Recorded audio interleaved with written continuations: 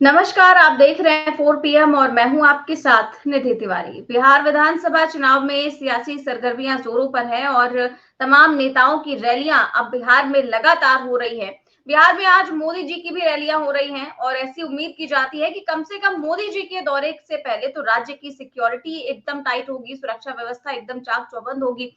लेकिन बिहार में तो एकदम उल्टा ही हो रहा है। मोदी जी जिस जंगल राज की बात करके आए दिन अपनी रैलियों में लालू यादव को कोसते हैं, उनकी पिछली सरकार को कोसते हैं, पर असली जंगल राज तो उनकी ही सरकार में दिख जाता है, वो भी ठीक उनके दौरे से पहले। और ऐसा जंगल राज के राज्य में देश के प्रधानमंत्री का दौरा है और उससे पहले एएसआई की हत्या हो जाती है। एनडीए के विधायक के साथ न केवल लूटपाट और मारपीट होती है बल्कि फायरिंग हो जाती है और तो और उनको दौड़ा दौड़ा कर भगाया जाता है। उनके साथ ऐसी हिंसा होती है कि वो हॉस्पिटल में एडमिट हो जाते हैं, वो भी ठीक प्रधानमंत्री मोदी के भाषण से पहले। लॉ एंड ऑर्डर के नाम पर बिहार की हालत कितनी खराब है और कितना फेलियर है बिहार में, ये सब कुछ इस बात का जीता जाता प्रमाण है कि प्रधानमंत्री मोदी जिनकी बिहार में आज दो दो रैलियां हैं, उनके आने से पहले इस तरीके का कांड बिहार में हो रहा है। तो सवाल खड़े हो रहे हैं कि जो प्रदेश की सरकार, जिस प्रदेश की पुलिस अपने विधायक को नहीं बचा पा रही है, अपने पुलिस को ही नहीं बचा पा रही है, वो जनता को क्या बचाएगी और किस मुंह से मोदी जी पब्लिक से वोट की अपील करने के लिए आए हैं आज बिहार।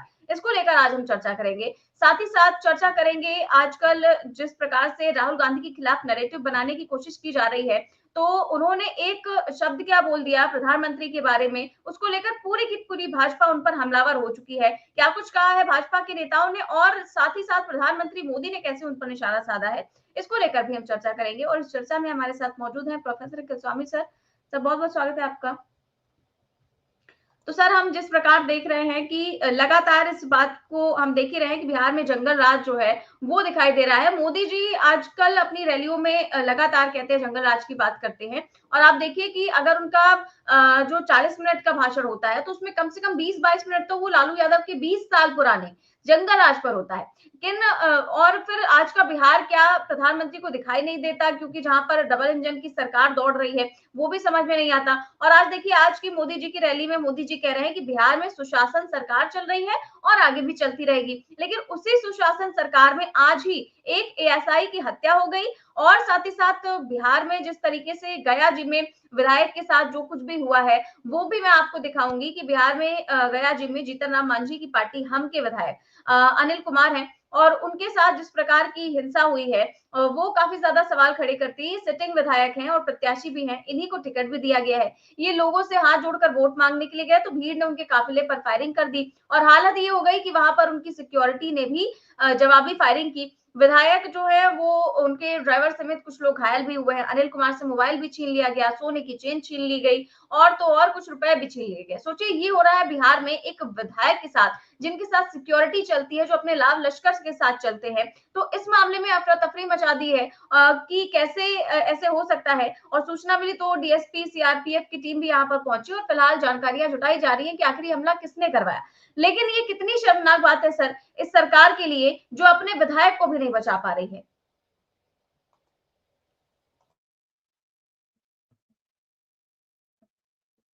जय संविधान। देखिए निधि, वास्तविकता में जिस चीज से हम लोग हमेशा से सचेत कर रहे थे और जिससे बहुत ज्यादा चिंतित होने की आवश्यकता है। देखिए, सिद्धांतों का प्रतिपादन करना बहुत आसान होता है और उसके बाद उस पर अडिग रहना भी बहुत आसान होता है। इसीलिए हमारे पूर्वजों ने, हमारे पुरखों ने, महात्मा गांधी ने और बाकी सब लोगों ने जिन सिद्धांतों को दूसरे के लिए कहा उसका खुद पालन किया, खुद अनुपालन किया।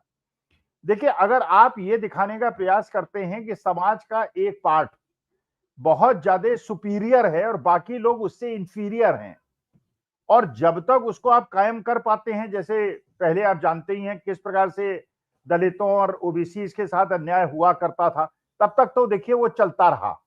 लेकिन आज के तारीख में क्योंकि जो उपेक्षित वर्ग है, जो ओबीसी और दलित वर्ग है, उसके अंदर चेतना जागृत हो गई है, अब वो उठ खड़ा हुआ है, अपने अधिकारों को मांगने लगा है, तो एक संघर्ष की स्थिति पैदा हो गई है। और जो एक वर्ग ऐसा है जो 10-15% वर्ग है, उसको ये लगता है कि उसका ये अधिकार है कि वो हर नौकरी में रहे, जुडिशरी में रहे, एडमिनिस्ट्रेशन में रहे, जर्नलिज्म में रहे, हर जगह रहे। वो उसको छोड़ना नहीं चाहता क्योंकि वो उसका अपना अधिकार मानता है। और जो दूसरा वर्ग है जो 85% है, वो चाहता है कि भाई बराबरी का माहौल बने, हमको भी अधिकार मिले। तो ये जो संघर्ष है ये समाज के लिए बहुत ज्यादा नुकसानदायक होता है। इसीलिए हमेशा कहा गया कि समता मूलक समतावादी समाज, जिसको डॉक्टर लोहिया ने भी प्रतिपादित किया, जिसको महात्मा गांधी ने भी किया, जैसे बाबा आमटे ने नहीं किया, जो बाबा आमटे जाके कुछ रोगियों की सेवा किया करते थे, और महात्मा गांधी दलित बस्तियों में जाके उनके टॉयलेट साफ किया करते थे। उसका कारण ये था कि भाई हम तुमसे सुपीरियर नहीं है, हम लोग भाई भाई हैं, एक परिवार के सदस्य हैं।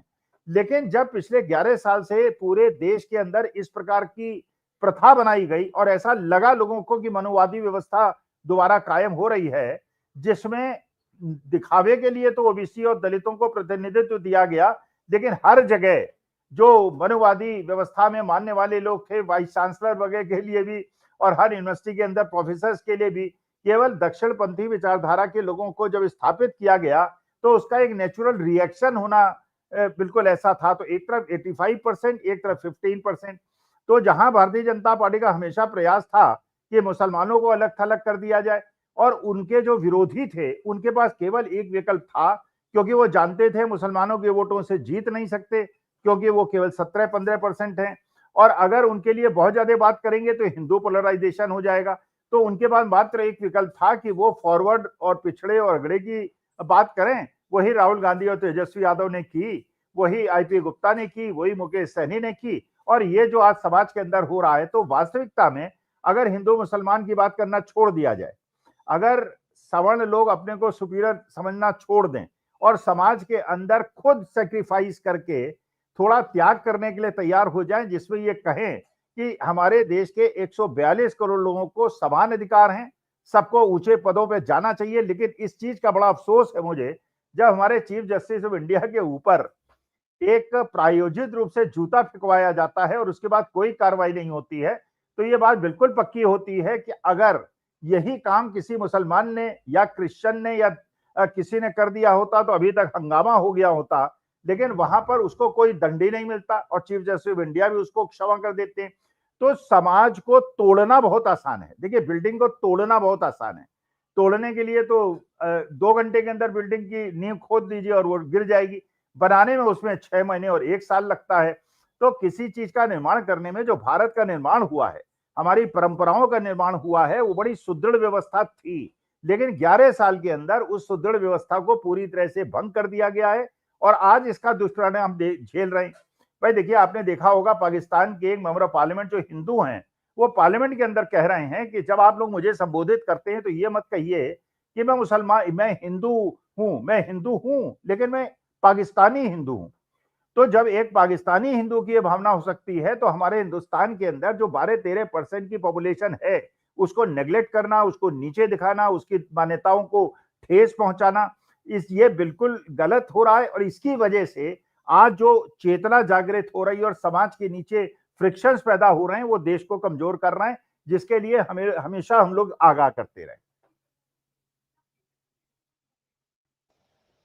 बिल्कुल ठीक बात है सर। और एक बार मैं ये वीडियो दिखा देना चाहूंगी अपने दर्शकों को कि कैसे विधायक जो है वो दौड़ाए जा रहे हैं, भगाए जा रहे हैं और प्रत्याशियों का क्या हाल हो रहा है बिहार में।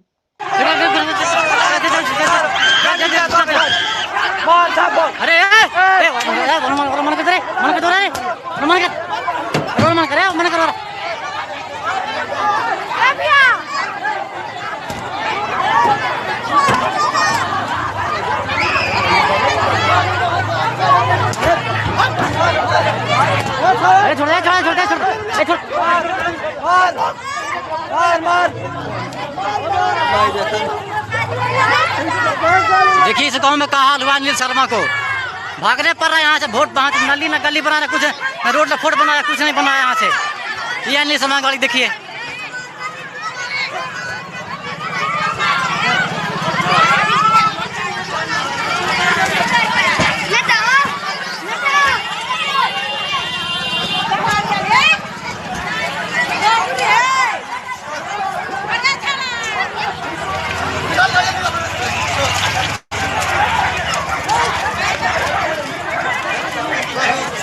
इसको भगा इसको भगा, वहां चके मार क्या मार। तो सर ये गाली गलौज भी हो रही है इसमें, और किस तरीके से भगाए जा रहे हैं प्रत्याशी, ये तो हम देख ही रहे हैं। और ये केवल एक वीडियो तो है नहीं, हम ऐसे न जाने कितने सारे वीडियोस देख चुके हैं जिसमें कहीं पर एनडीए प्रत्याशी को भगाया जा रहा है, कहीं दौड़ाया जा रहा है, कहीं उनके साथ मारपीट हो रही है, और बाकायदा पब्लिक कह रही है कि जो है कहीं पर कि मोदी के नाम पर अब आपको वोट नहीं मिलेगा। कहीं पर प्रत्याशी जा रहे हैं तो उनसे कहा जा रहा है कि आप भागे नहीं तो आपको चप्पल जूतों से आपकी खातिरदारी की जाएगी। और साथ ही साथ कहीं पर आप देख रहे हैं कि सांसद गए हुए हैं और टिकट उनको दिया जा रहा है। तो ये भी जनता पूछ रही थी कि 5 साल तक आप सांसद रहे, आपने कुछ नहीं किया, अब आ गए हैं विधायक बनने। मतलब ऐसी न जाने कितनी वीडियो है जिनकी बाढ़ आ चुकी है। लेकिन ये तो हद हो गई जब विधायक के साथ छीना झपटी हो सकती है, उनका मोबाइल चोरी कर लिया गया, उनके साथ मारपीट की गई, उनके काफिले पर फायरिंग की गई। जिस प्रदेश में सत्ताधारी दल के विधायक ही सुरक्षित नहीं है, उसमें क्या हाल होगा। और उसके बाद आप देखिए जो बीजेपी है वो क्या पोस्ट करती है कि गया जी के टिकारी में एनडीए प्रत्याशी पर आरजेडी के गुंडों का जानलेवा हमला। ये चुनाव से पहले ही अपने असली रंग में आने लगे आरजेडी के गुंडे। आरजेडी का मतलब है गुंडई। तो आप ये नहीं समझ में आ रहा सर, इन्होंने जो लिखा हुआ है, सवाल ये कि विधायक एनडीए के, प्रत्याशी एनडीए के, पुलिस एनडीए की, सरकार एनडीए की, उसके बावजूद भी आरजेडी का गुंडा राज चल रहा है। मतलब ये कैसी सरकार है, इसमें गुंडा राज दूसरी पार्टी का चल रहा है। देखो, वास्तविकता में निधि वही स्थिति है। एक थ्रेशोल्ड लेवल होता है, थ्रेशोल्ड लेवल के बाद जब चीजें जाती हैं तो बेकाबू हो जाती हैं। अच्छा, हमेशा से हम लोग ये कहते आए कि अपने देश के अंदर हम लोग नहीं चाहते कि थ्रेशोल्ड लेवल क्रॉस हो। जो आपने देखा नेपाल के अंदर हो गया, श्रीलंका के अंदर हो गया, बांग्लादेश के अंदर हो गया। लेकिन क्या इस बात का हम लोगों की अपील का असर चुनाव आयोग पे हुआ? क्या भारत सरकार पे हुआ? भाई, हम लोग ये कह रहे थे कि तारतम्य स्थापित करो, स्थापित करो, समानता स्थापित करो, बच्चों को ये मैसेज दो कि हम वी केयर फॉर यू। आज के तारीख में जैसे आप सर्वे रिपोर्ट देख रही हैं कि 49% जेंजी आज के तारीख में तेजस्वी यादव के अंदर एक सपना देख रहे हैं। आप कोई भी वीडियो देख लीजिए, आपके 4 PM के लोग भी जो क्षेत्र में गए हैं, वहां बच्चे ये कह रहे हैं कि हमें 17 महीने के अंदर तेजस्वी यादव का वो शासन दिखा जिसमें 5 लाख लोगों को नौकरी, सरकारी नौकरी मिली और 3.5 लाख लोगों का रास्ता खुला, और कोई उसमें पेपर लीक नहीं हुआ, उसमें किसी प्रकार की कोई बेईमानी नहीं हुई। उसके बाद भी नौकरी नहीं मिली, उसके पहले भी नौकरी नहीं मिली। अच्छा, उसके बाद जब तेजस्वी यादव ये राइटिंग में दे रहे हैं अजय अंजुम को कि भाई हम ये काम करके दिखाएंगे, 2 महीने के अंदर करके दिखाएंगे, और ये सारी सरकारी नौकरियां बिना पेपर लीक के मिलेंगी, बच्चों को नौकरियां मिलेंगी, और लिख के दे रहे हैं। अच्छा, बच्चों को चाहिए क्या? बच्चों को चाहिए नौकरी, क्योंकि देखिए आप भी जानती हैं बच्चों की मनोभावना क्या होती है, हमारी भी थी, और जो इस जवानी के बच्चे हैं उनकी भी है। देखिए, माँ बाप के प्रति इस उम्र के बच्चे चाहे कितने भी उच्छृंखल हो जाएं, कितने भी वो एग्रेसिव हो जाएं, लेकिन माता पिता के एहसानों को भूलते नहीं है। वो ये सोचते हैं कि भाई चलो, माँ बाप ने किस प्रकार से खट के, फटा जूता पहन के, खुद पैदल पे चल के बच्चों को मोटरसाइकिल दिलाई, बच्चे को पढ़ाया, हम भी थोड़ा सा नौकरी मिल जाए, थोड़ी हमारी कमाई हो जाए तो माँ बाप को हम थोड़ा सुख दे दें, माँ को ये फूंकना ना पड़े, चूल्हा ना फूंकना पड़े, उसको गैस मिल जाए, बेचारी आराम करे, बुढ़ापे में थोड़ा चैन इसको मिले। बच्चों के दिमाग में होता है, मेरे भी दिमाग में था, और आपकी जनरेशन में भी होगा। अब जब उनको अग्निवीर को अभी 1 साल के बाद रिटायर होने वाले हैं वो, अब ये कर दिया। पहले तो कहा था सरकारी नौकरी मिलेगी, 10% का रिजर्वेशन होगा, अब कह रहे हैं 10% का सरकारी रिजर्वेशन नहीं होगा, जो टॉप 10 सिक्योरिटी एजेंसीज है उसमें 10% का रिजर्वेशन होगा। आप जानते हैं सिक्योरिटी एजेंसी में आप पता चला लीजिए कितनी तनख्वाह होती है। इसका मतलब जो 20-21 साल का बच्चा आर्म्ड ट्रेनिंग लेके आया है, उसको 12-14 हजार की नौकरी मिलेगी और 10 घंटे की वो नौकरी करेगा। उसका क्या जीवन है, कैसे अपने माँ बाप को संभालेगा, कैसे शादी करेगा, कैसे अपनी पत्नी को संभालेगा। तो पूरी जो व्यवस्था फैल गई है। अच्छा, प्रशांत किशोर का जो हवा क्रिएट किया गया था, जैसे अरविंद केजरीवाल का हवा क्रिएट किया, आपने अरविंद केजरीवाल के बारे में कुछ सुना क्या? आपने पिछले 2-3 महीने के अंदर सौरभ भारद्वाज को देखा, मनीष सिसोदिया को भी एक आध बार देख लिया, आपने अरविंद केजरीवाल को देखा क्या? कहां चले गए अरविंद केजरीवाल? उनका पर्पस खत्म हो गया। जैसे होता है ना, हमारी जब कोई प्रोजेक्ट लगता है, जॉइंट सेक्टर प्रोजेक्ट लगता है, उसको कहते हैं स्पेशल पर्पस व्हीकल, SPV।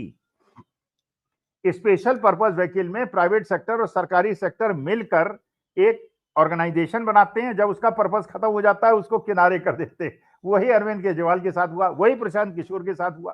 क्योंकि प्रशांत किशोर किसको अट्रैक्ट कर रहे हैं? प्रशांत किशोर उन लोगों को अट्रैक्ट कर रहे हैं जो कि एनडीए के मतदाता है। कोशिश की गई थी कि इनको महागठबंधन को नुकसान करेंगे, वो भी उनका भी स्पेशल पर्पस, लेकिन अब आपको कहीं सर्वे में नहीं दिखाई पड़ रहा है कि उसके 24% 25% वोट हो रहे हैं। यहां तक कि गोदी मीडिया के सर्वेस को भी दिखाना पड़ रहा है कि अच्छा, इसमें दो लोगों का बड़ा भीषण योगदान है। और आप इलेक्शन के बाद अगर देखिए, साफ साफ बात है, 10% से ज्यादा की हेरफेर नहीं हुई तो महागठबंधन जीतेगा, और अगर 10% से ज्यादा की हेरफेर हो गई तो चुनाव आयोग जीतेगा। माने चुनाव आयोग का मतलब एनडीए जीतेगा। लेकिन जिस प्रकार से ज्ञानेश कुमार गुप्ता अपने को कंडक्ट कर रहे हैं, वो उसी प्रकार से कंडक्ट कर रहे हैं, और ये भूल रहे हैं कि जैसे हम लोग नहीं चाहते कि वो थ्रेशोल्ड लेवल आए जिसके बाद जेंसी के खून में उबाल आए, और बिहार के अंदर वो स्थिति, और बिहार एक टर्निंग पॉइंट हो सकता है, क्योंकि बिहार और बंगाल ये दो स्टेट्स हैं जिसको अगर आपने केयरफुली हैंडल नहीं किया, अगर आपने इसको केयरफुली हैंडल नहीं किया, और आपने सुना होगा कर्नाटका गवर्नमेंट पूरे वर्ल्ड के अंदर आज के तारीख में, जब से कांग्रेस की सरकार 3.5-4 साल पहले आई है, कर्नाटका के अंदर सबसे बड़ा आईटी हब कर्नाटका के अंदर बन गया है। और वहां पे उन्होंने बिल्कुल एक कठोर नियम बना दिया कि जो ये हिंदू मुसलमान करेगा उसे अंदर कर देंगे। तो हो सकता है थोड़े दिनों के लोग अपने धर्म के प्रति इतने ज्यादा आसक्त हो जाएं कि राष्ट्रहित को भूल जाएं, लेकिन धीरे धीरे लोगों को समझ में आया है कि जब तक समानता नहीं होगी, जब तक समरसता नहीं होगी, जब तक परिवार एकजुट नहीं होगा, तब तक हम उन्नति नहीं कर सकते। और यह कर्नाटका ने भी दिखा दिया है। और सोनम वांगचुक के मामले में भी जैसे सुप्रीम कोर्ट ने अब ये टाइम दिया है और उसके अंदर उसको चैलेंज करने का अधिकार दिया है, पूरे विश्व के अंदर थू-थू हो रही है निधि। कल मैं वो कर रहा था इंटरव्यू, आपने देखा होगा 4 पीएमई के कार्यक्रम में कर रहा था, जो अजीत सिंह और हरजीत भाटिया के साथ, हरजीत भाटिया के साथ मैंने किया था। वो खुद लोग आश्चर्यचकित थे कि वहां की जो फ्रेटर्निटी है, वहां की जो इंडियन ओरिजिन के लोग हैं, वो ये सोच रहे हैं सोनम वांगचुक जैसा आदमी जिसे 16 देशों ने पुरस्कृत किया है, वो कह रहे हैं, आर्मी के ऑफिसर्स रो रहे हैं कि जिस आदमी ने हमारे कैंप्स के ऊपर जहां बहुत ज्यादा ठंड पड़ती थी उनके लिए टेंट्स बनाए थे, उस आदमी को नेशनल सिक्योरिटी एक्ट में अंदर कर दिया। तो क्या हो रहा है इस देश में, और उसी की परिणति बिहार के अंदर हो रही है। तो मैं जिस बात से बहुत ज्यादा चिंतित हूं कि अगर चुनाव आयोग अपनी आदतों से बाज नहीं आया तो कहीं ये उस बांध का दरवाजा न खोल दे, जिससे कि मेरे देश में, मेरे प्यारे देश में वो चीज हो जाए जो नेपाल, श्रीलंका और बांग्लादेश में हुई। मैं नहीं चाहता, महात्मा गांधी का देश है, लेकिन अगर बेईमानी एक हद से ऊपर चली जाएगी, जैसे अंग्रेजों ने अपनी नृशंसता को एक लिमिट के बाहर पहुंचा दिया था और उसके बाद उनको जाना पड़ा था, तो देश सुरक्षित रहे, राष्ट्र हित सुरक्षित रहे, भारत माता को कोई आंच ना आए। और ज्ञानेश कुमार गुप्ता की ये सोचना चाहिए कि वो भारतीय जनता पार्टी के एक्सटेंडेड आर्म नहीं है, वो भारतीय जनता पार्टी के एजेंट नहीं है, वो एक मुख्य चुनाव आयुक्त हैं जिनका काम निष्पक्ष चुनाव कराना है। गुजरात के लोगों को डेपुटेशन में भेजना 10-10 आईएएस अफसरों को, ये सशंकित कर रहा है। और तेजस्वी यादव ने जिस प्रकार से ललकारा है, ये एक ऐसे स्थिति की ओर इशारा कर रहा है जिससे चुनाव आयुक्त को भी बचना चाहिए, नहीं तो भगवान न करे वो हो जो मैं नहीं चाहता कि हो।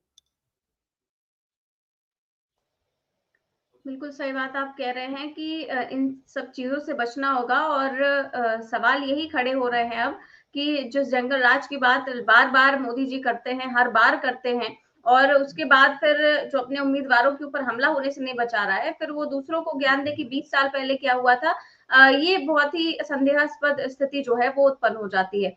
और अब देखिए कि कल जिस तरीके से राहुल गांधी और तेजस्वी यादव ने मिलकर पूरी की पूरी बीजेपी और पीएम मोदी को लेकर भी कई मुद्दों को लेकर उनको एक्सपोज किया। तो आज प्रधानमंत्री मोदी जब आए हुए हैं बिहार, तो जाहिर तौर पर उनको मौका मिल ही गया। तो आज वो अपने ऊपर ये सारे लांछनों को लेकर के बोल रहे हैं, और जाहिर तौर पर वो कह रहे हैं कि इन दोनों ने कल भर भर कर मोदी को गालियां दी हैं। जो लोग नामदार हैं वो इस कामदार को गालियां तो देते ही हैं, कामदार को गाली दिए बिना नामदार का खाना हजम नहीं होता है। दलित और पिछड़े को गाली देना तो ये नामदार अपना जन्मसिद्ध अधिकार समझते हैं। इसलिए ही तो ये लोग मुझे 24 घंटे दुत्कारते रहते हैं, गालियां देते रहते हैं। क्योंकि इनको बर्दाश्त नहीं होता कि एक पिछड़ा गरीब घर से निकला चाय बेचने वाला व्यक्ति आज यहाँ तक पहुंच गया है। अब सर समझ नहीं आता, एक तो सर वो खुद को पिछड़ा और दलित बता रहे हैं और दूसरी तरफ वो कहते हैं कि मैं नॉन बायोलॉजिकल हूँ। ये इसके पीछे बड़ा ही कंफ्यूजन पैदा हो जाता है। भाई देखो, सही बात यह है कि जिस प्रकार से राहुल गांधी ने यह कहा कि भाई मोदी जी को अगर वोट मिलने की संभावना हो तो वो नाच कर सकते हैं, वो नाच सकते हैं, भरतनाट्यम भी नाच कर लेंगे, इसी में आपत्ति है ना। भाई आप ये सोचिए, मोदी जी को खुद देखिए कि मोदी जी 5 देश तो एक दिन में बदलते हैं, 8,000 करोड़ का उनका हवाई जहाज है। भाई डॉक्टर ये लाल बहादुर शास्त्री जी का हमारे देश के अंदर अभी तक इतना ज्यादा सम्मान क्यों है? सादा जीवन, अनएज्यूमिंग पर्सनालिटी। यही बात पंडित जवाहरलाल नेहरू में थी। करोड़पति अरबपति परिवार का आदमी गरीबों की भीड़ में कूद पड़ता था, चिंता नहीं करता था। वही राजीव गांधी ने किया, उसी वजह से उनकी जान गई। भाई अगर वो इस प्रकार से, आज राहुल गांधी वही कर रहे हैं, सारे खतरों को लेके वो कर रहे हैं। तो जहां पे आप 8,000 करोड़ के हवाई जहाज में घूमते हैं और सबसे महंगा हवाई जहाज पूरे विश्व के अंदर देश के प्रधानमंत्री का है, जहां 80 करोड़ लोग 5 किलो अनाज पे आश्रित है, और उसके बाद आप जो है आपकी 12 करोड़ की कार है जो बुलेट प्रूफ है, जनता को अपने पास आने नहीं देते। तो कंपैरिजन कर लीजिए, मोदी जी का जीवन जो है वो सामान्य जीवन है, राहुल गांधी का जीवन। तो प्रधानमंत्री तो राजीव गांधी भी थे और इंदिरा गांधी भी थी। इंदिरा गांधी से जब कहा गया कि भाई ये जो हुआ है ऑपरेशन, इसके बाद आप सिख बॉडीगार्ड्स को हटा दीजिए, उन्होंने नहीं हटाया और अपनी जान दे दी। कोई बात नहीं, हमारे कम से कम एक ये तो रहा। और फिर सोनिया गांधी ने एक मैसेज देने के लिए सिखों को कि we care for you and you are part of our family, इसीलिए उन्होंने डॉक्टर मनमोहन सिंह को प्रधानमंत्री बनाया। और डॉक्टर मनमोहन सिंह जैसा शुद्ध व्यक्तित्व और इतना ईमानदार आदमी आपने दुनिया में आपको ढूंढे नहीं मिलेगा, जो अनएज्यूमिंग था, बिल्कुल साधारण आदमी की तरह रहता था। तो देखिए, जो आप बोलते हैं और जो आप करते हैं, जनता उसको भांपती है। अगर मैं जो कहता हूं, मान लीजिए अगर ये पता चलता है कि स्वामी जी जो है बड़ा बीजेपी के अगेंस्ट बोलते हैं, और मैं शाम को पता चले लोग मुझे देखें कि मैं बीजेपी के हेडक्वार्टर में जाके दारू पी रहा हूं या मुर्गा खा रहा हूं, कहेंगे यार क्या ये ढकोसले वाला आदमी है, ये क्या हिपोक्रेट है। तो वास्तविकता में we have to be very careful what we are preaching and what we are telling the public, we should follow that. तो मैं तो भैया, सीधी सी बात है, एक चाय का एहसान नहीं है किसी पॉलिटिकल पार्टी का, ना कांग्रेस का एहसान है ना बीजेपी का एहसान है।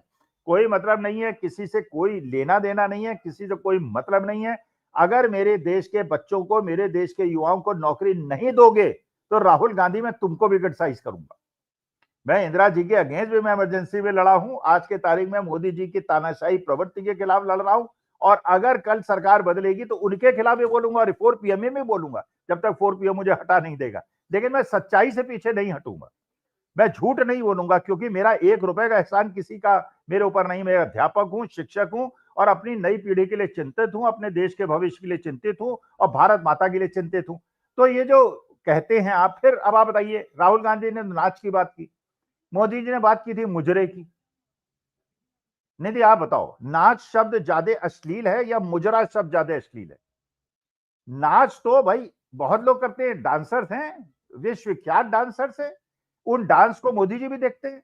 भाई जो गरबा डांस होता है, जब मोदी जी जाते हैं विदेश के अंदर, तो वहां यहां से 40-50 लोग हवाई जहाज में ले जाए जाते हैं, वहां जाके वो गरबा डांस करते हैं, वो भी तो नाच होता है। तो नाच is not a bad thing, ये अश्लील चीज नहीं। लेकिन मुजरा इज ए अश्लील वर्ड, इसका मतलब पैसे के लिए और अपनी इच्छाओं के विरुद्ध किसी को खुश करने के लिए आप नाच रहे हैं, दोनों में डिफरेंस।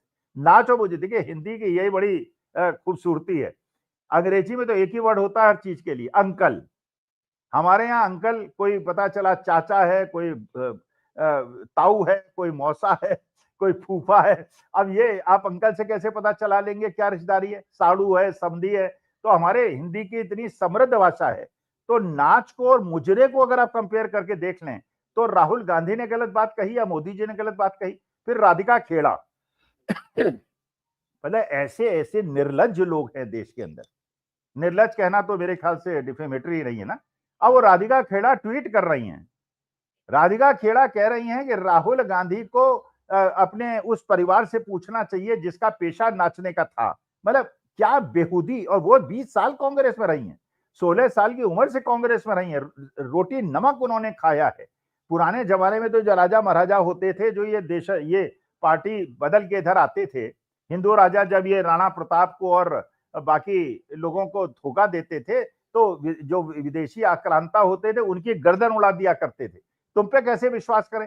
और आज के तारीख में भारतीय जनता पार्टी के प्रवक्ताओं में ज्यादातर वो लोग हैं, चाहे वो क्या नाम है उनका पूनावाला, शहजाद पूनावाला, चाहे गौरव वल्लभ, चाहे राधिका खेड़ा, चाहे वो क्या नाम है उनका रोहन गुप्ता, ये सारे वो लोग हैं जो जब कांग्रेस के शासन की बुराई करते उस समय कांग्रेस में ही थे, और जैसे ही वो हटे, कांग्रेस हारी, उनका बुरा समय शुरू हुआ, वो भारतीय जनता पार्टी में चले गए। और ये भी बिल्कुल पक्की बात है कि जब भारतीय जनता पार्टी का बुरा समय जो शुरू हो गया है, ये कांग्रेस में जाने का प्रयास करेंगे। और मैं कांग्रेसियों से कहूंगा, ऐसे लोगों को, धोखेबाजों को अपनी पार्टी में घुसने मत देना। बिल्कुल सर, अब कांग्रेस की बात हो रही है तो राहुल गांधी की बात करते हैं। उन्होंने कल एक बयान दिया था और बयान बस इतना सा था कि वो कह रहे थे कि मोदी को छठ पूजा से कोई लेना देना नहीं है, उन्हें सिर्फ आपका वोट चाहिए, आप वोट के लिए उनसे कोई भी ड्रामा करवा लो वो कर देंगे, वोट के लिए उनसे कुछ भी करवा लो वो कर देंगे। ये उन्होंने बयान दिया था, राहुल गांधी का ये बयान था। अब मोदी जी इस पर आकर क्या कह रहे हैं, उनका भी बयान सुनवाते हैं। और ये आरजेडी के लोग क्या कर रहे हैं? क्या कर रहे हैं? छठी मैया का अपमान कर रहे हैं। अब सर मुझे समझ नहीं आता कि इसमें छठी मैया का अपमान कैसे हुआ, जब राहुल गांधी ने ये कहा कि मोदी जी को छठ पूजा से कोई लेना देना नहीं है, उन्हें सिर्फ आपका वोट चाहिए, उस वोट के लिए आप कोई भी ड्रामा करवा लो, ये राहुल गांधी ने कहा था। तो अब इस वीडियो को शेयर करते हुए पवन खेड़ा जो है वो कह रहे हैं कि 5 स्टार बिस्लेरी पूल का ड्रामा बेनकाब होते ही प्रधानमंत्री तिलमिला उठे, अपनी बेइज्जती छिपाने के लिए अब इसे छठी मैया का अपमान बता रहे हैं। खुद की तुलना छठी मैया से करने की जरूरत, पहले अपने आप को नॉन बायोलॉजिकल बता ही चुके हैं, अब अपने आप को भगवान बताने की मूर्खता भी कर रहे हैं। तो सर मुझे भी नहीं समझ में आ रहा है कि राहुल गांधी ने जो कहा उसमें छठी मैया का अपमान कैसे हो गया, जबकि मुझे नहीं लगता कि कोई सोच भी सकता है इस बारे में।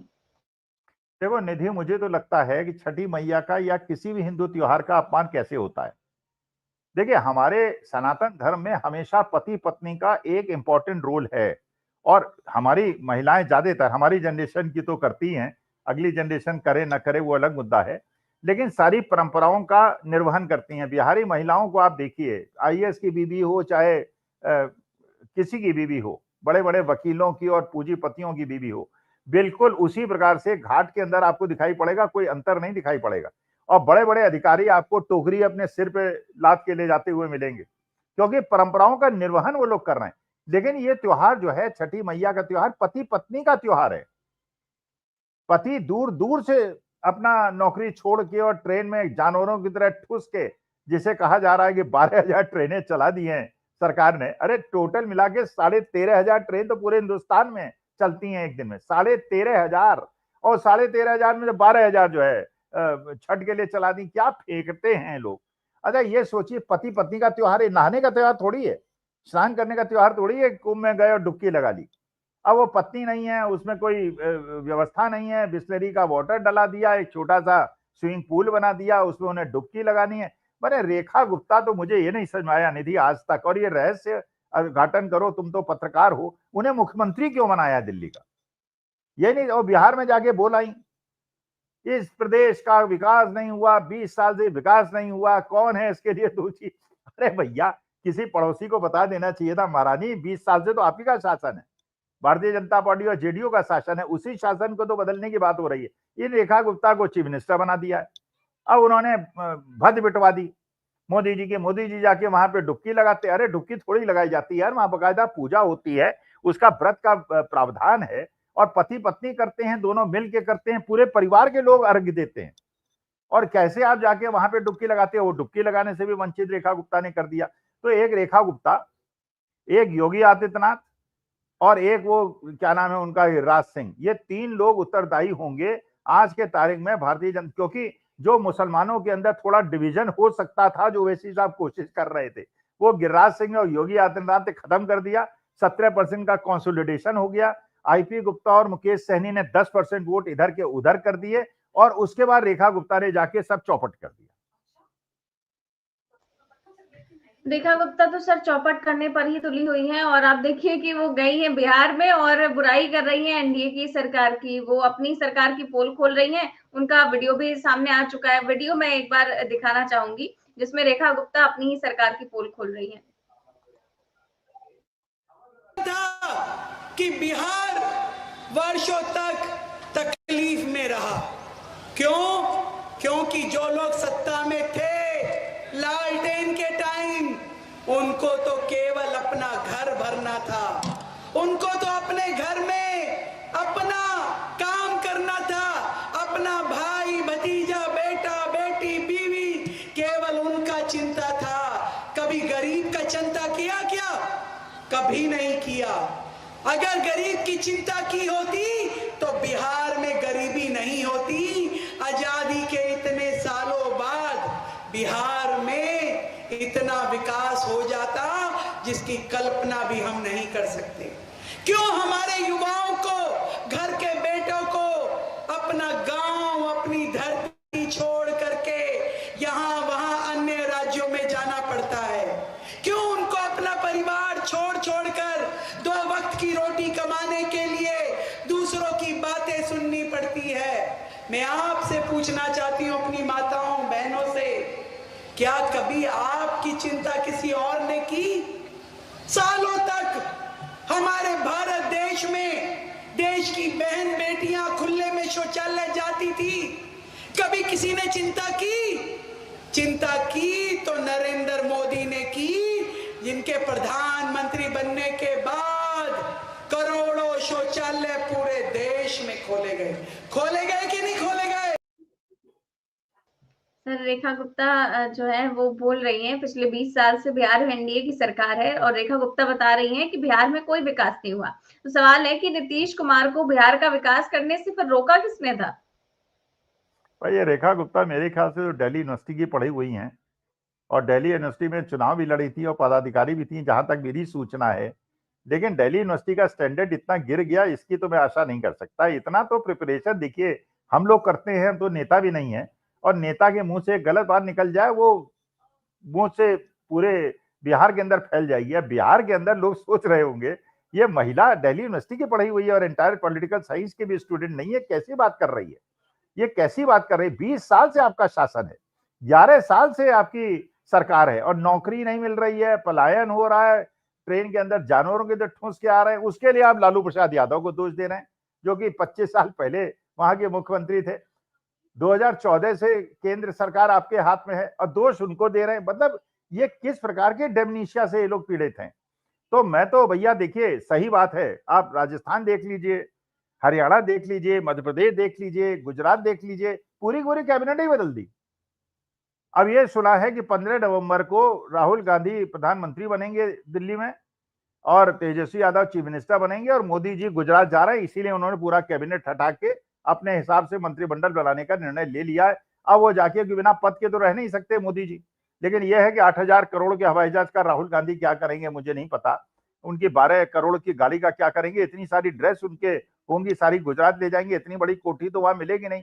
ये टांगेंगे कहां और रखेंगे कहां? वो मेरे ख्याल से उनके केवल कपड़ों की कीमत 1,500 करोड़ होगी। जी सर, देखते हैं राहुल गांधी क्या करते हैं और आगे आने वाले वक्त में होता क्या कुछ है। बहुत बहुत शुक्रिया आपका आज की चर्चा के लिए। तो आप देख रहे थे आज की चर्चा, कैसी लगी आपको हमें कमेंट बॉक्स में अपनी राय जरूर दें। चैनल को सब्सक्राइब भी करें और ज्वाइन भी करें। नमस्कार।